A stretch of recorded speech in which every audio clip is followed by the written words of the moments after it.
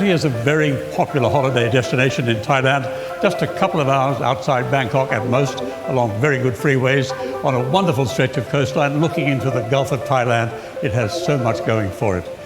No wonder people like to buy real estate here in Pattaya.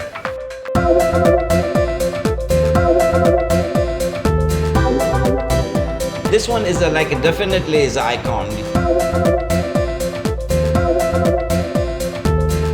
It's the landmark for Pattaya. We have Scandinavian, German, Australian, American, England, Japanese, Chinese.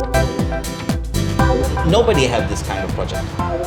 And if they have, suppose 2 buildings, they start one and they wait for the second one. No, we start together, all 3 buildings finish on the same time. There's some beautiful buildings being built now, some unbelievably beautiful high-rise buildings that, of course, with any high-rise you have view, and view is so important in this town of that sea. Everyone wants that sea view. So when you go high, you have a sea view. The unit when you buy in Bangkok is a high price already. But here it's not the same story. Here we started with the low, but as we grow, we go up with the construction finish. It goes up to 30% up. But Bangkok goes only 15 to 18% up.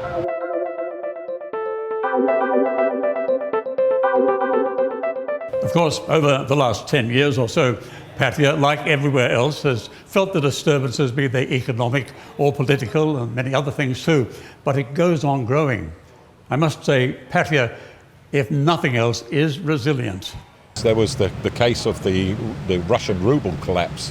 That was about 5 years ago, where some developers had up to 80% of their pre-sales to Russian buyers, where the ruble was really 1-to-1, 1 ruble to 1 baht, and it dropped overnight to 2 rubles to 1 baht, which meant that any payment schemes that the Russians had now doubled in their own currency. However, it did bring the ability of the Russian to resell their contract, to flip their contract, okay, and make a good profit by returning their currency back to Russia at a higher rate. Amongst the positives, especially from the point of view of foreign investors, is the fact that the government has strengthened the regulations affecting the real estate industry in Thailand. The main thing that's happened and has got better and better in Thailand is the legal position of the buyer. Now the legal position of the buyer is that there is the Condominium Act, which enforces rules and regulations on the seller, the developer, to make sure that they produce what they say they're going to produce when they're going to produce it. What, about 2 years at the most? We finish it 2 years. We give a time to the customer about 3 to 3.5 years. But we have a good construction people. We finish this project within 2 years. Still we have 1 more year. People cannot complain that we're not finished, You see all our projects. One's finished and the second one start. Same like Olympus now finished and we start Marina. When we finish this one, City Garden Tower, we start Olympus.